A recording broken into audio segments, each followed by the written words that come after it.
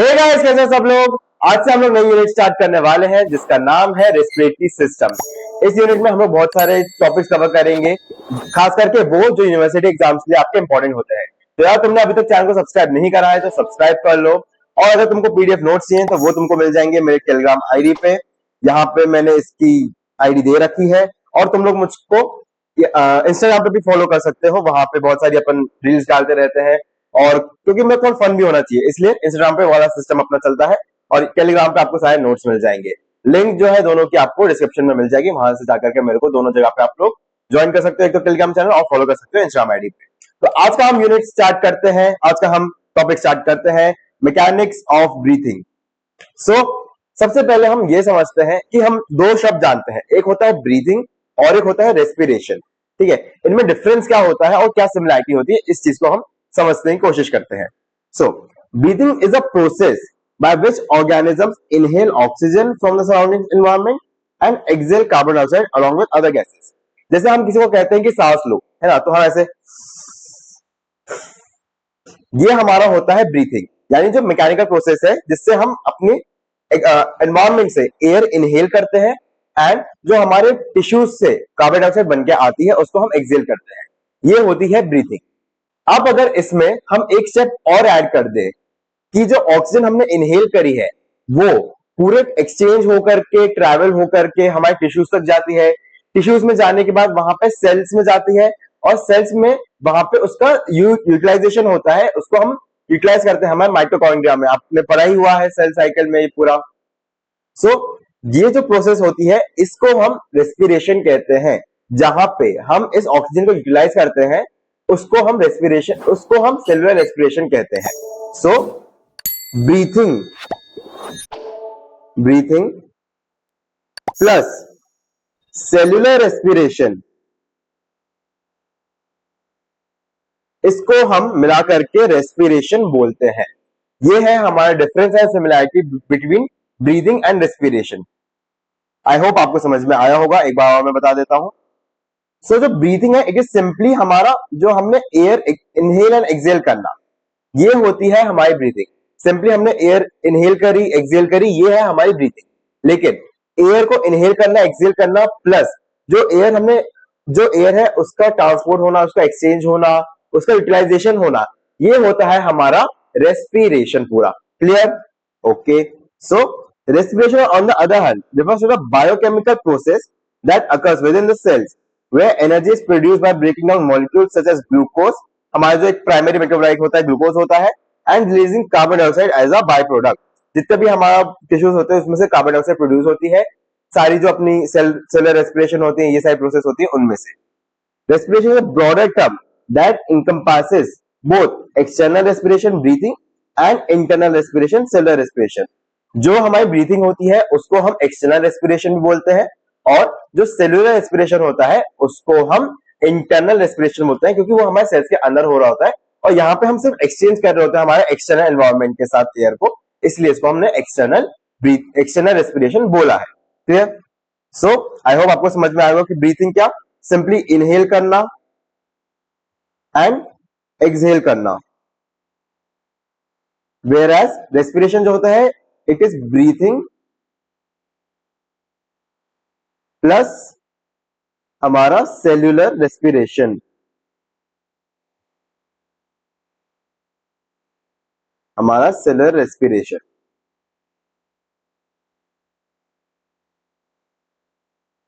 Clear? So ये है हमारा डिफरेंस। अब हम देखते हैं कि हमारे स्टेजेस ऑफ रेस्पिरेशन क्या होते हैं। रेस्पिरेशन हमारा 4 स्टेजेस में होता है। सबसे पहला होता है हमारा वेंटिलेशन स्टेज। वेंटिलेशन स्टेज होता है सबसे पहले। इसमें क्या होता है, इसमें जो हमारी एयर एटमॉस्फेयर में है उसका एक्सचेंज होता है हमारे पुल्मोनरी एयर के साथ, यानी जो हमारे लंग्स में एयर प्रेजेंट है और एटमॉस्फेयर में एयर प्रेजेंट है, उनका एक्सचेंज होता है आपस में।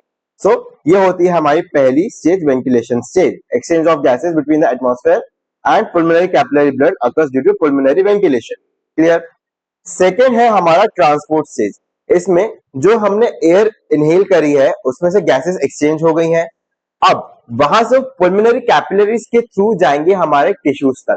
ये होता है हमारा ट्रांसपोर्ट। जैसे कि हम कहीं से सामान ट्रांसपोर्ट कर रहे होते हैं, सेम वैसा ही यहाँ पे हमने ऑक्सीजन को लोड करा है हमारे आरबीसी में, एंड इसका ट्रांसपोर्ट होता है हमारे टिश्यूज तक। Clear? So gases are transported between lungs and the tissues. अब थर्ड स्टेज है हमारी एक्सचेंज स्टेज। इसमें जो हमने ऑक्सीजन लोड करके हम लेके गए थे, अब वो टिश्यूज तक पहुंच गई है, वहां पे इसकी अनलोडिंग होगी, यानी कि जो ऑक्सीजन है आरबीसी में से वो निकल के जाएगी हमारे टिश्यूज तक। ये है हमारा एक्सचेंज स्टेट। एंड फोर्थ है हमारा टिश्यू स्टेट, जहां पे जो ऑक्सीजन हमने डिलीवर करी है वो यूटिलाइज हो जाएगी by the mitochondria and bye mitochondria for its enzymatic activities. जो उसमें हमारा सेलुलर रेस्पिरेशन होगा, उसके लिए हम ऑक्सीजन को यूटिलाइज कर लेंगे। ये होती है हमारी 4 स्टेजेस रेस्पिरेशन की। क्लियर? सो वेंटिलेशन स्टेज, जब हम एयर एक्सचेंज करेंगे। सेकेंड हमारा ट्रांसपोर्ट स्टेज, जब हम एयर को लेकर के हमारे ऑक्सीजन को लेकर के जाएंगे टिश्यूज तक। थर्ड है एक्सचेंज स्टेज, जहां पे आपस में टिश्यू एंड ऑक्सीजन का एक्सचेंज होगा। अच्छा, जब टिश्यूज में से जब हमारे ब्लड वेसल्स टिश्यूज तक जाती हैं, इनमें जो आरबीसी है, हमारा टिश्यू क्या करता है, ऑक्सीजन ले लेता है और बदले में CO2 दे देता है, कार्बन डाइऑक्साइड, क्योंकि एक मेटाबोलाइट है, ये एक हार्मफुल गैस है। तो CO2 जो होता है वो ऑक्सीजन के एक्सचेंज में हमारे ब्लड स्ट्रीम में चला जाता है। So oxygen comes in and carbon dioxide goes out. ये होता है हमारे टिश्यू लेवल पे। क्लियर? एंड फोर्थ है हमारे टिश्यू स्टेज, जिसमें ऑक्सीजन जो आई है वो यूज होती है by our mitochondria for its enzymatic activities. Clear? So ये हमारा पहला स्टेज हो गया वेंटिलेशन स्टेज, जहां से ये गई है हमारे इसमें लंग्स में गई है एयर, फिर इसका एक्सचेंज हो गया। फिर ट्रांसपोर्ट स्टेज हो गई है, ट्रांसपोर्ट स्टेज है सेकेंड। ट्रांसपोर्ट स्टेज से गई ये टिश्यूज तक, टिश्यूज से ये गई फिर हमारे लंग्स, हमारे सॉरी ब्लड कैपिलरीज में से गई हमारे टिश्यू तक। टिश्यू में ये जाकर के यूज हो जाएगी ऑक्सीजन, एंड जो कार्बन डाइऑक्साइड आई है वो वापस से इसी पाथवे के थ्रू उल्टा जाकर के हमारे एनवायरमेंट में रिलीज हम कर देंगे। क्लियर? ओके। अब हम ये समझते हैं कि हमारे को रेस्पिरेशन करने के लिए जो हम ब्रीथिंग प्रोसेस करते हैं, एक इंटरचेंजेबली इसको मैं यूज करूंगा यहाँ पे, कि जो हम ब्रीथिंग करते हैं उसके लिए हमको क्योंकि मसल्स की रिक्वायरमेंट होती है, तो कौन से मसल्स होती हैं? ब्रॉडली इनको हम 2 कैटेगरीज में डिवाइड करते हैं। एक होती है हम हमारी इंस्पिरेटरी मसल्स, जब हम इंस्पायर कर रहे होते हैं, जब हम एयर को इनटेक कर रहे होते, एयर का इनटेक कर रहे होते हैं, तब जो मसल्स हम यूज करते हैं वो होती है हमारी inspiratory muscles. And second expiratory muscles होती हैं, जब हम ब्रीद आउट कर रहे होते हैं तो यूज में आती हैं, उनको हम बोलते हैं expiratory muscles. Clear? Expiratory muscles generally जब हम फोर्स ब्रीथिंग करते हैं, जब हम फोर्स ब्रीदिंग आउट करते हैं तब काम आती है, वरना इंटरनल जो हमारी इंस्पिरेटरी मसल्स होती है उनके रिलैक्सेशन से ही हमारी वापस से एक्सपिरेशन हो जाता है। Clear? And also inspiration is an active process. ये हमने 11th-12th में भी पढ़ा हुआ है कि इंस्पिरेशन एक एक्टिव प्रोसेस होती है। क्यों? क्योंकि जब हम ब्रीद इन कर रहे होते हैं तब हमारी मसल्स कॉन्ट्रैक्ट करती हैं। उनको कॉन्ट्रैक्ट होने के लिए एटीपी की रिक्वायरमेंट होती है, जो कि एक एनर्जी मॉलिक्यूल है। हम सब जानते हैं इस बारे में एटीपी के। सो जो एटीपी होता है वो जो एटीपी होता है, इसका कहीं भी अगर यूज होता है तो वो एक एक्टिव प्रोसेस बन जाती है अपने आप, क्योंकि यहाँ पे एनर्जी यूटिलाइज हुई है। जैसे आपने सुना होगा कि एक्टिव अपटेक होता है किसी मॉलिक्यूल्स का, एक्टिव ट्रांसपोर्ट होता है ना, एक्टिव ट्रांसपोर्ट होता है। तो एक्टिव ट्रांसपोर्ट में भी यही सेम कॉन्सेप्ट है कि वहां पे एनर्जी यूज हो रही है, वहां पे एटीपी यूज हो रही होती है, इसलिए उसको हम एक्टिव बोलते हैं, क्योंकि वहां पे एनर्जी की रिक्वायरमेंट है। क्लियर? ओके। सो इंस्पिरेशन जो है एक्टिव प्रोसेस है, क्योंकि वहां पे मसल्स जो है हमारी एनर्जी यूज कर रही है, एटीपी यूज कर रही है। Whereas expiration is a passive process during normal quite breathing. Normal quite breathing यहाँ पे बोलना बहुत जरूरी है, क्योंकि जब हम फोर्स्ड ब्रीथिंग करते हैं तब हमारी जो एक्सपिरेटरी मसल्स होती हैं वो भी कॉन्ट्रैक्ट करके हमारा एक्सपिरेशन कराती है, एंड उस केस में हमारी एनर्जी यूज होती है। क्लियर? ओके। सो इंस्पिरेटरी मसल्स के बारे में हम सबसे पहले पढ़ते हैं। सो इन मसल्स को भी हमने जो है 2 कैटेगरी में डिवाइड करा है। एक होती है हमारी प्राइमरी इंस्पिरेटरी मसल्स, जैसे कि डायफ्राम। डायफ्राम जो है हमेशा यूटिलाइज होगा जब भी हम इंस्पायर कर रहे हैं या फिर एक्सपायर कर रहे हैं। सो जब भी हम एयर इनटेक कर रहे होते हैं तो डायफ्राम जो होता है वो कॉन्ट्रैक्ट करता है। नॉर्मल जो शेप है डायफ्राम का वो ऐसे डोम शेप हम बोलते हैं, लेकिन जब हम इंस्पिरेशन करते हैं तो ये डायफ्राम जो है कॉन्ट्रैक्ट होकर के थोड़ा फ्लैट हो जाता है, एकदम फ्लैट भी नहीं होता, थोड़ा सा फ्लैट हो जाता है, ठीक है। तो इस केस में ये हमारी प्राइमरी मसल होती है, ये हमेशा इंस्पिरेशन और एक्सपिरेशन में यूज आती है।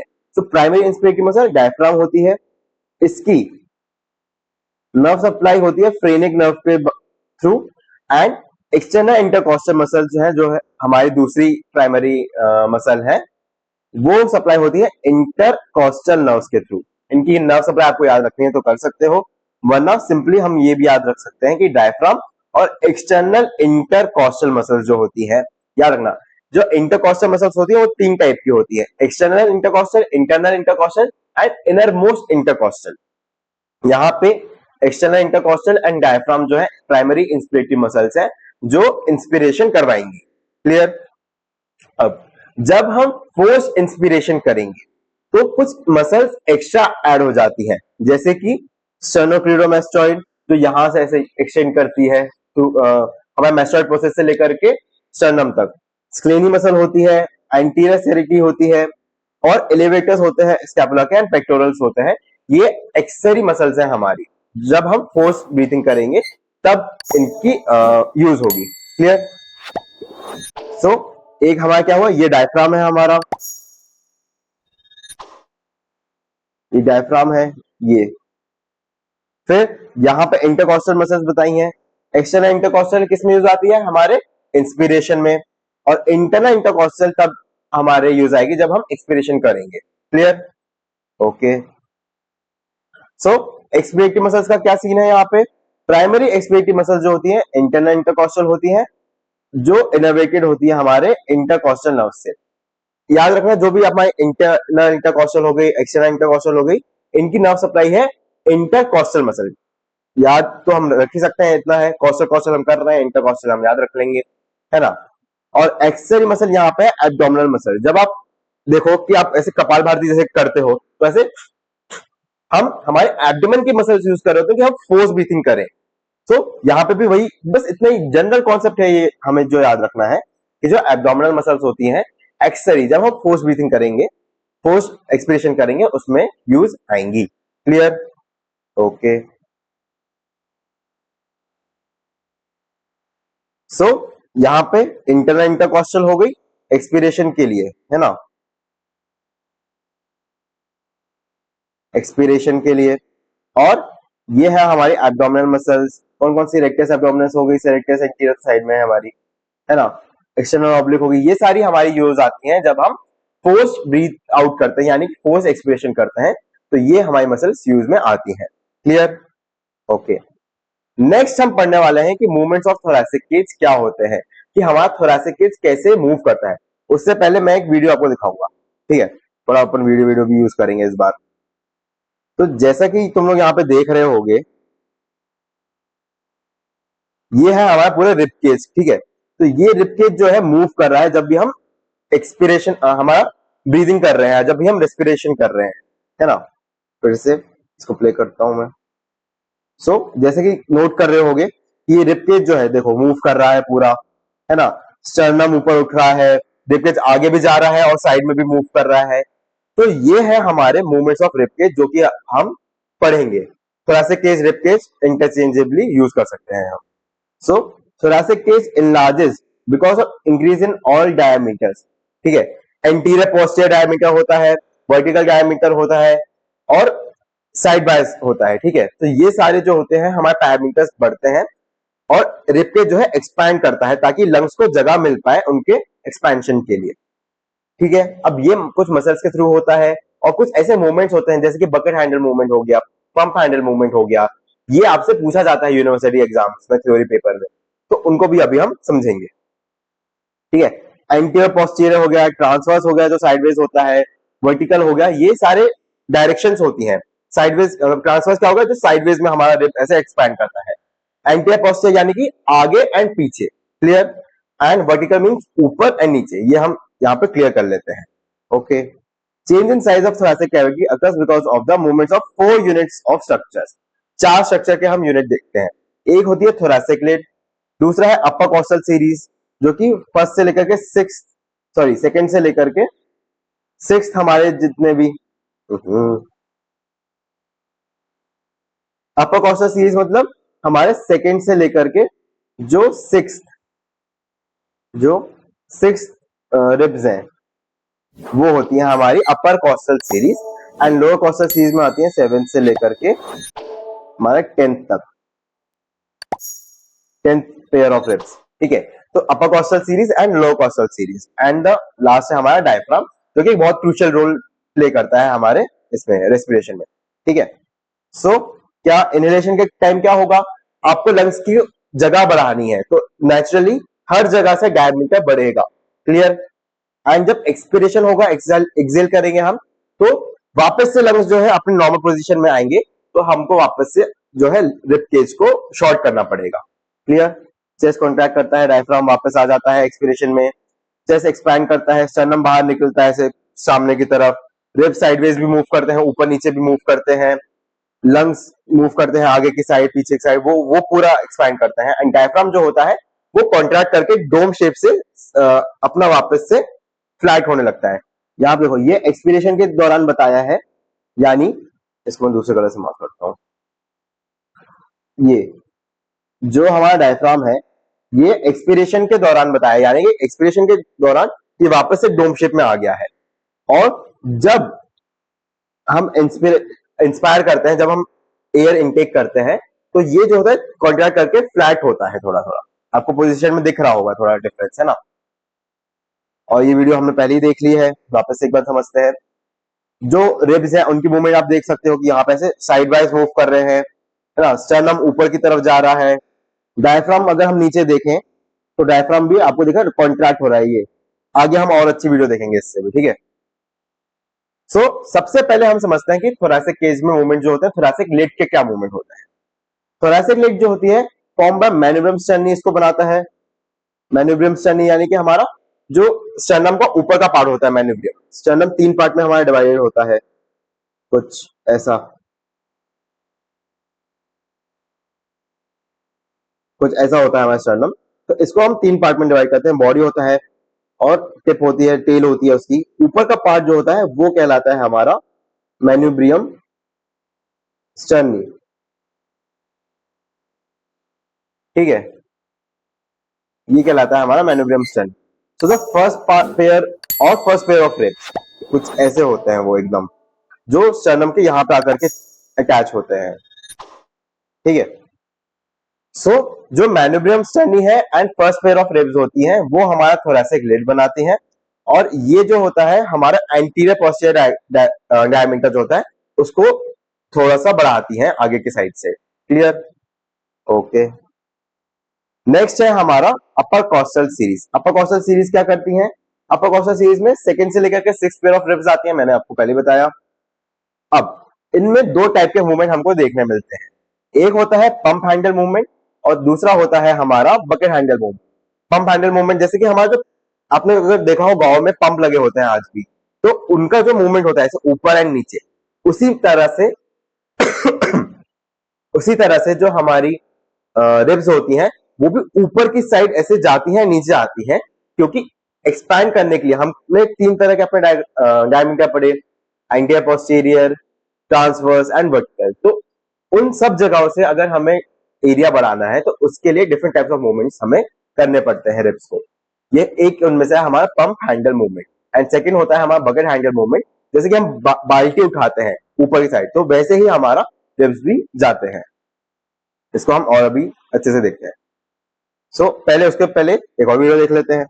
ये देखो, ये पंप की है ना, पानी का वाटर पंप जो होता है, तो उसमें जैसे हमारा हैंडल इसका देखो ऊपर एंड नीचे मूव कर रहा है, उसी तरह से हमारी रिब्स भी मूव करती है. उसी की हमने एनालॉजी यहाँ पे यूज करी है. पंप हैंडल मूवमेंट ये आता है, ये थ्योरी पेपर में आता है, शॉर्ट आंसर में आपसे पूछा जाता है कि बकेट हैंडल मूवमेंट क्या होता है, पंप हैंडल मूवमेंट क्या होता है, ये आता है theory. Upwards and forward movement of the upper ribs resembling the action of a pump, handle being lifted. जैसे कि हम इसको पंप हैंडल को मूव करते हैं, वैसी तरह से हमारी रिब्स भी मूव करती हैं। During inhalation the contraction of external intercostal muscles located between the ribs causes the upper ribs to elevate and move forward। जो हमारा रिब केज है, सपोज ये हमारा रिब केज है, ये स्टर्नम है हमारा, ये बहुत ही रफ डायग्राम बना रहा हूं, ये हमारी रिब्स है ना, बड़ी बेकार, बहुत ही ज्यादा रफ बन गया मेरा भाई। सो उसके बाद जो हमारे एक्सटर्नल इंटरकॉस्टल्स प्रेजेंट है, जो हमारी एक्सटर्नल इंटरकॉस्टल मसल्स प्रेजेंट है, ये जब कॉन्ट्रैक्ट करती हैं तो ये क्या करती हैं, रिब्स को आगे की साइड और ऊपर की साइड खींचती हैं। इसी वजह से हमारा पंप हैंडल मूवमेंट होता है। Clear? Okay. The action results in anterior rotation of the ribs around the articulation with the vertebrae, increasing the transverse diameter of the thoracic cage. हमने यहां पे भी नोटिस करा होगा आपने। सो आगे की साइड क्या है, स्टर्नम से अटैच है रिब्स, और पीछे से वो अटैच होती हैं हमारे वर्टिब्रे से, जो हमारा वर्टिब्रल कॉलम होता है उससे, जिसको हम स्पाइन भी बोलते हैं, उससे हमारी जो रिब्स होती है अटैच होती हैं। अब जो ये रिब्स हैं, कौन सी, ये तो हमारी फर्स्ट है ना, ये फर्स्ट रिब है, ये सेकंड है, second, third, fourth, fifth, six, seven, ये है हमारी सेवेंथ रिब।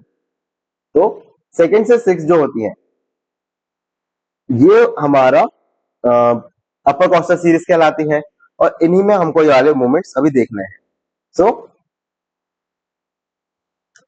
ये रिब्स जो है मूव कर रही हैं, ऊपर की साइड फॉरवर्ड मूव कर रही हैं, जस्ट अ सेकेंड, ऊपर की साइड मूव कर रही हैं, है ना, एक्सपेंशन हो रहा है, वो वापस आ रही हैं। ये होता है हमारा pump handle movement. Clear? Clear है सबको? ओके। जैसे कि ये सिंपल हमने अभी देखा था, जैसे ऐसे एंड ऐसे मूव कर रहे हैं ऊपर एंड नीचे। सो क्या होता है, ये भी पंप हैंडल ऊपर नीचे मूव करता है, एंड जो हमारी रिब्स होती हैं, सेवेंथ वाली में, ये सिक्स है, यहां तक, यहां तक सिक्स है, ये वाली सेकंड है। तो ये भी जो होती है हमारे ऊपर या नीचे मूव करती हैं, ताकि सिंपल इसका यही फंडा है कि हमें जो स्पेस है उसको बढ़ाना है, ट्रांसवर्स डायमीटर ये बढ़ाती है ताकि हमारे लंग्स एक्सपैंड हो पाए। क्लियर? नेक्स्ट है हमारा bucket handle movement. Bucket handle movement क्या होता है, central portions of the ribs, arches of the ribs move upward and outwards to a more horizontal position. देखो क्या हुआ, जो हमारी एक पूरी रिब है वो थोड़ी सी ऐसी कर्व होती है ना, ठीक है, यहाँ पे ऐसे हेड हो जाता है इसका, बॉडी का पार्ट होता है पूरा। तो ये जो पूरी रिब होती है वो पार्ट्स में डिवाइडेड होती है। यहाँ पे हम बात करें कि जो सेंट्रल पोर्शन होता है, जो आर्च्ड होता है, ये बाहर की तरफ निकलेगा। तो अब देखो ये ऐसे खींचेगा, अगर इमेजिन करो, मेरे पास कुछ है भी नहीं ऐसे आपको बताने के लिए, मान लो, आई होप इट टुकेगा। तो ये जो है हमारी रिब है। अब जब ये आगे की साइड मूव कर रही है तो ये वाला पोर्शन जो है इसका अटैच होता है ना, ये वाला पोर्शन मान लो इसका वर्टिब्रे से अटैच है, और ये हमारा स्टर्नम से। सो जब ये मूव करेगा तो ये फिक्स है, जब ये मूव करेगा तो ऐसे थोड़ा ये सेंट्रल पोर्शन जो है आज होता है, ये नॉर्मल अपना हॉरिजॉन्टल पोजीशन में आने लगेगा। तो इससे हमारी जो स्पेस है वो बनेगी, और उसी से हमारा आगे का जो एंटीरियर पोस्टीरियर डायमीटर होता है वो एक्सपैंड होगा। ठीक है, ट्रांसवर्स डायमीटर भी होगा एंड एपी यानी कि एंटीरियर पोस्टीरियर डायमीटर भी एक्सपैंड होगा। Clear? Okay, I hope clear है। मैंने इससे बताने की कोशिश तो करी। वैसे तो सेंट्रल पोर्शन होता है, आज होता है नॉर्मल कंडीशन में, एंड फिर ये ऐसे एक्सपैंड करके सीधा होता है। क्लियर? ये होता है हमारा बकेट हैंडल मूवमेंट। जैसे कि हम बाल्टी उठाते हैं, बाल्टी ऐसे उठाते हैं तो उसका जो आर्च होता है वो थोड़ा शेप चेंज करता है, यही होता है हमारा बकेट हैंडल मूवमेंट इस केस में भी। Clear?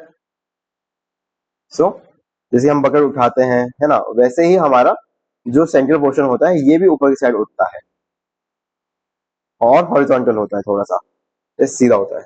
Clear? Okay, I hope आप लोग को समझ में आ रहा होगा। बाकी आई डोंट नो, अगर कोई डाउट्स होते हैं तो आप मुझको पूछ सकते हो। इंस्टाग्राम बेस्ट प्लेस रहेगी, वरना यूट्यूब कमेंट सेक्शंस भी हैं, आप वहां पे मुझको पूछ सकते हो। ओके, नेक्स्ट हम पढ़ेंगे कि लोअर कॉस्टल सीरीज में क्या होता है। लोअर कॉस्टल सीरीज में जो होता है, हम एक तो 7 to 10 पेयर ऑफ रिब्स लेते हैं, एंड इसमें हमारा जो मूवमेंट होता है बकेट हैंगर मूवमेंट होता है प्रीडोमिनेंटली, और ये जो होता है हमारा ट्रांसवर्स डायमीटर इंक्रीज करता है। क्लियर? कैसे इंक्रीज करता है सेम हम पूरी जो है यहाँ पे समझी थी कि बकेट हैंगर मूवमेंट कैसे होता है और कैसे इसका डायमीटर बढ़ता है। नेक्स्ट हम पढ़ेंगे कि डायफ्राम का क्या रोल होता है। डायफ्राम जो है सबसे ज्यादा मेजर रोल प्ले करता है। एक तो ये वर्टिकल डायमीटर जो है उसको, वर्टिकल डायमीटर यानी कि ऊपर या नीचे का, इसको एक्सपैंड करता है, और सबसे मेन मसल यही है हमारी इंस्पिरेशन एंड एक्सपिरेशन के लिए। सो जो डायफ्राम होती है एक डोम शेप मसल होती है हमारी, ऐसे उठी हुई रहती है, and that separates the thoracic cavity from the abdominal cavity. It plays a crucial role in respiration. हम पार्ट्स में पढ़ते हैं एनाटॉमी में, आपने पार्ट्स पढ़े होंगे, थोरैक्स होता है ना, एक एब्डोमेन का पार्ट पड़ा होगा, तो इन दोनों को सेपरेट करने का काम भी जो है डायफ्राम करती है। डायफ्राम में से कई सारी ओपनिंग्स निकलती है जो डिफरेंट वेसल्स को लेके जाती है, और जो हमारा एओर्टा होता है, डिसेंडिंग एओर्टा, उसको भी लेके जाती है, उसके थ्रू जाती हैं सारी हमारी वेसल्स जो होती हैं। During inhalation the diaphragm contracts and moves downward, नीचे की साइड ऐसे मूव करता है, फ्लैट होता है वो थोड़ा। The action increases the vertical dimension of the thoracic cavity, creating a negative pressure that allows air to flow into the lungs. सबसे प्राइमरी मसल जो होती है डायफ्राम होती है हमारे इंस्पिरेशन के लिए। जब उसका शेप चेंज होता है, वो स्पेस प्रोवाइड करती है, तो हमारे लंग्स भी जो है फुल होने लगते हैं एंड वो एक्सपैंड करते हैं, और इसी वजह से हमारे लंग्स में नेगेटिव इंट्राफ्लूरल प्रेशर बनता है, सॉरी इंटरफ्लूरल कह रहा हूँ, इंट्राफ्लूरल प्रेशर बनता है, एंड उससे हमारी जो एयर होती है वो अंदर की साइड आती है। Clear? Okay. So during exhalation the diaphragm releases and moves upwards due to its elastic recoil, which reduces the volume of thoracic cavity and aids in the expulsion of air. वापस से जब हमारी inspiration हो गई है, जैसे जब हम सांस छोड़ते हैं, तो जो हमारा डायफ्राम होता है वो वापस से अपनी डोम शेप में आता है, इससे एक इलास्टिक रिकॉइल बनता है जो हमारे लंग्स को ऐसे वापस से कॉन्ट्रैक्ट करता है, उनको दबाता है, एंड इसी फोर्स के कारण एक पॉजिटिव इंट्राफ्लूरल प्रेशर बनता है जो एक एयर को वापस से एक्सचेंज कर देता है, मतलब बाहर की साइड फेंक देता है। क्लियर? ये रोल था हमारे डायफ्राम का। ठीक है, मूवमेंट देख लेते हैं एक बार डायफ्राम की। इसमें बहुत सारे वीडियो मैंने डाले हैं, थोड़ा मेरा गोल है इस बार की वीडियो के थ्रू भी पढ़ाऊं, मिल जाते हैं तो मैं डाल देता हूं। देखो ये है हमारा पूरा डायफ्राम, मैं मार्क कर देता हूं, ये मसल जो है ये है हमारा डायफ्राम। क्लियर? अब इसके मूवमेंट देखना। ठीक है, ओके, ये देखो मूवमेंट इसकी क्या हुई, ये अभी हमारा इंस्पिरेशन के बाद की स्टेज है ये इसकी, जो देखिए ये फ्लैट है थोड़ा सा, जैसे जैसे हम एक्सपिरेशन करेंगे तो ये ऊपर साइड मूव कर रहा है ना, वापस से फ्लैट से थोड़ा सा डोम शेप हो रहा है। ये है हमारा डायफ्राम जो कि एपी कह रहा हूं, वर्टिकल डायमीटर को बनाता है, उसको घटाता है, बढ़ाता है, और एयर का एक्सचेंज कराने में लंग्स को कॉन्ट्रैक्ट करता है या रिलैक्स कराता है। क्लियर? एक बार फिर से। सो यहां था पहले, और कुछ इतना इतना ऊपर आ जाता है ये, अगर ठीक से ही मैंने ट्राई ड्रॉ, उतना ऊपर ये जाता है। देखा, ये रोल होता है हमारे डायफ्राम का रेस्पिरेशन। क्लियर? ओके।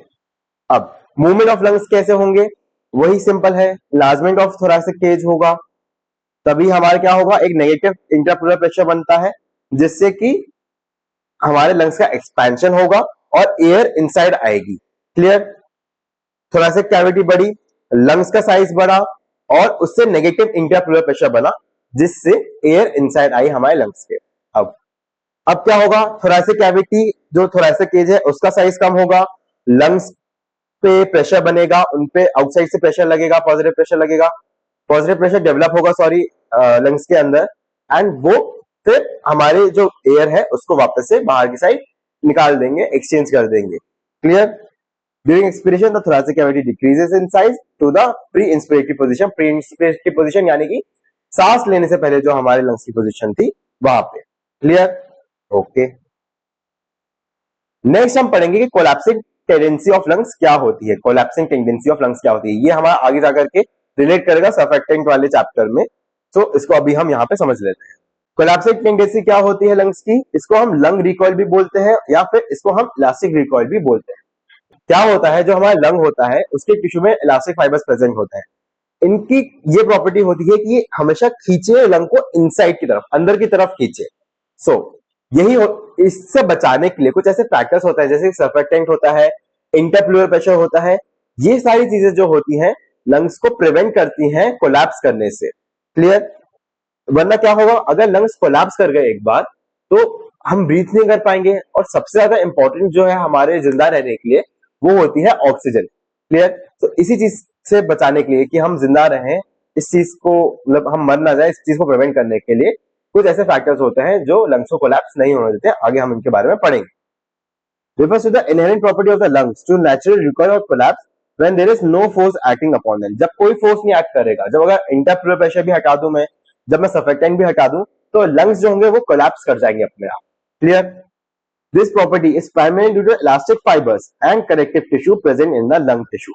लंग्स में जितने हमारे इलास्टिक फाइबर्स प्रेजेंट होते हैं और हमारा कनेक्टिव टिश्यू प्रेजेंट होता है, उनके कारण ये प्रॉपर्टी डेवलप होती है। Clear?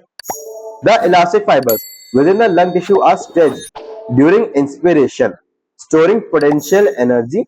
When the respiratory muscles relax during exhalation, the elastic fibers recoil, causing the lungs to return to their resting state. क्या होता है, जब भी हम इंस्पायर करते हैं तो ये सारे मसल जो हमारे फाइबर्स होते हैं वो खींचते हैं, लेकिन जब हम एक्सपिरेशन कर लेते हैं तो इनके अंदर पोटेंशियल एनर्जी स्टोर हो जाती है इंस्पिरेशन के दौरान। जब हम एक्सपिरेशन कर लेते हैं तब ये वाली पोटेंशियल एनर्जी कोशिश करती है कि लंग्स को अंदर खींच ले एकदम से। ठीक है? क्योंकि क्या होता है, साथ साथ ही जा रहे होते हैं, ये एक्सपिरेशन के बाद लंग्स वापस नॉर्मल पोजीशन में आते हैं, तो इलास्टिक फाइबर्स बोलते हैं कि इनको आप खींच लेते हैं हम अंदर। ये होती है हमारी collapsing tendency of lungs. Clear? अब ऐसे कौन से फैक्टर्स हैं जो ये होने नहीं देते, जिनके कारण हमारे लंग्स कोलैप्स नहीं करते? पहला होता है हमारे जो ये कॉज कर रहे होते हैं, सॉरी मैंने गलत बोल दिया, मेरे को लगा अगली स्लाइड है। सो यहाँ पे अभी हम पढ़ेंगे कि फैक्टर्स ऐसे कौन से हैं जो कोलैप्सिंग टेंडेंसी को प्रमोट करते हैं। पहला है हमारा elastic property of lung tissues. Elastic tissues जो होते हैं वो कॉन्स्टेंटली रिकॉइल टेंडेंसी में होते हैं और लंग्स को ट्राई करते हैं कि वो कोलैप्स हो जाए। सेकेंड है हमारा सरफेस टेंशन। सरफेस टेंशन के केस में क्या होता है, याद करो हमने पढ़ा है कि जो रेन ड्रॉप होती है वो स्पेरिकल शेप की हो जाती है जब गिरती है। तो ऐसा क्यों होता है? ये ऐसा होता है सरफेस टेंशन का जो फोर्स इस पे एक्ट कर रहा होता है उसके कारण से, हर तरफ से एक्ट करता है ना। सो सरफेस टेंशन ये कोशिश करता है कि इसकी शेप जो मैं छोटी से छोटी कर दूं, और ऑब्जेक्ट की टेंडेंसी होती है कि मैं अपनी शेप छोटी से छोटी कर लूं ताकि मुझ पे कम से कम फोर्स लगे। सेम केस यहाँ पे भी होता है। यहाँ पे जो सरफेस टेंशन एक्ट कर रहा होता है लिक्विड का, वो ऑब्जेक्ट की शेप चेंज करना चाहता है और ऐसा शेप चेंज करता है कि वो कोलैप्स ही कर जाए।